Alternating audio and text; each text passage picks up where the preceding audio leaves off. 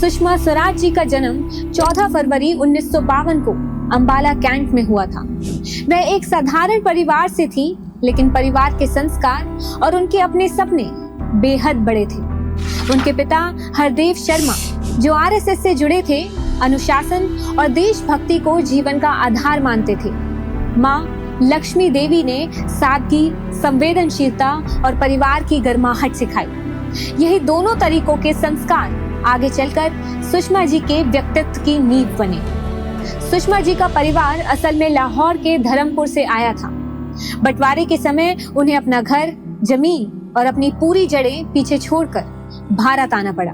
बचपन में उन्होंने अपने परिवार से वही कहानियां सुनी जिनमें दर्द था, उजड़ने की तकलीफ थी और नई जिंदगी शुरू करने की मेहनत थी। यही अनुभव धीरे धीरे उनके भीतर देश के लिए गहरी मोहब्बत, परिवार का मतलब और संघर्ष की कीमत को बसा गया। आगे चलकर यही समझ और यही जज्बा उनके पूरे सफर की सबसे बड़ी ताकत बना। पढ़ाई में वो शुरू से ही बेहद तेज थी। अंबाला के सनातन धर्म कॉलेज से उन्होंने संस्कृत और राजनीतिक विज्ञान में बैचलर किया। इसके बाद पंजाब यूनिवर्सिटी से कानून की पढ़ाई पूरी की और 1973 में सुप्रीम कोर्ट में वकालत करने के लिए क्वालिफाई कर दिया।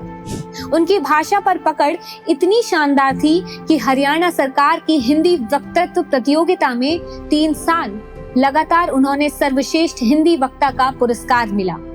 1970 में एसटी कॉलेज ने भी उन्हें सर्वश्रेष्ठ छात्रा के सम्मान से नवाजा। यही से साफ दिखने लगा कि ये लड़की सिर्फ डिग्री लेने के लिए नहीं आई, अपनी पहचान बनाने के लिए आई थी। कानून की पढ़ाई के दौरान सुषमा जी की मुलाकात स्वराज कौशल से हुई। दोनों की सोच मिलती थी, एम्बिशन भी बड़ा था और बात करने का अंदाज इतना सहज कि दोनों जल्दी ही एक दूसरे की ताकत बन गए।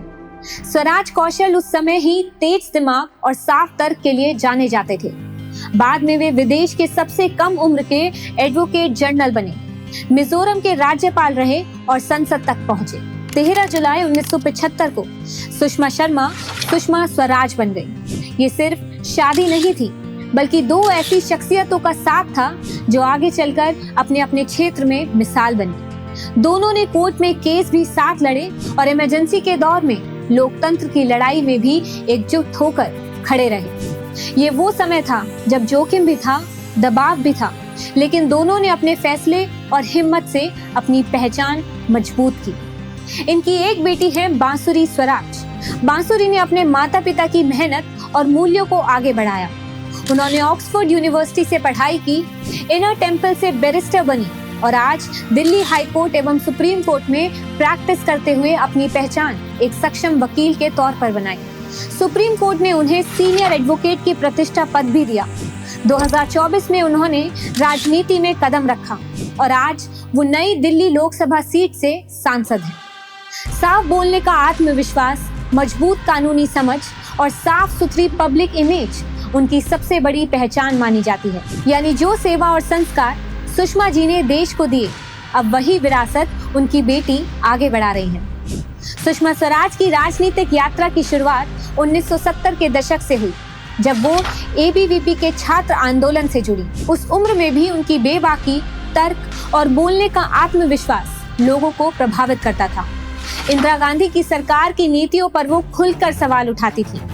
इमरजेंसी लगने के बाद जब माहौल डर और दमन से भरा था, तब भी उन्होंने पीछे हटना उचित नहीं समझा।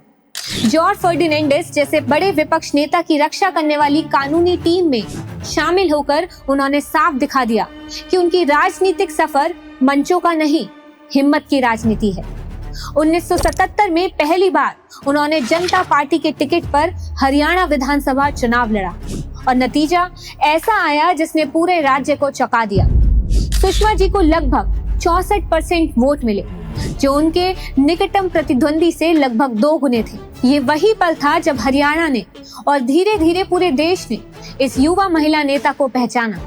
एक ऐसी नेता जो बोलती भी थी, लड़ती भी थी और जीतकर दिखाती भी थी। यही से सुषमा स्वराज का रिकॉर्ड तोड़ सफर शुरू हुआ। सिर्फ 25 साल की उम्र में देवीलाल सरकार ने उन्हें हरियाणा की सबसे युवा कैबिनेट मंत्री बनाया। उन्होंने लेबर और एम्प्लॉयमेंट जैसे अहम मंत्रालय की जिम्मेदारी संभाली और इतनी कम उम्र में भी उनका काम सबका ध्यान खींचने लगा। इसके बाद 1987 से 1990 के बीच उन्होंने एजुकेशन, फूड और सिविल सप्लाई जैसे बड़े मंत्रालयों की कमान संभाली। एक एक पद पर उन्होंने ऐसा काम किया कि हरियाणा की राजनीति में उनका कद लगातार बढ़ता गया। सिर्फ 27 साल की उम्र में उन्हें हरियाणा में जनता पार्टी का स्टेट प्रेसिडेंट बनाया गया। वो 4 साल तक पूरी पार्टी को लीड करती रही और ये बताती रही कि उम्र छोटी हो सकती है लेकिन नेतृत्व बड़ा।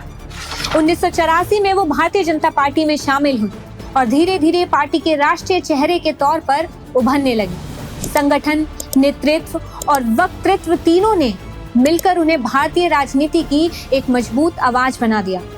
संसद की राजनीति में कदम रखते ही सुषमा स्वराज का कद लगातार बढ़ता गया।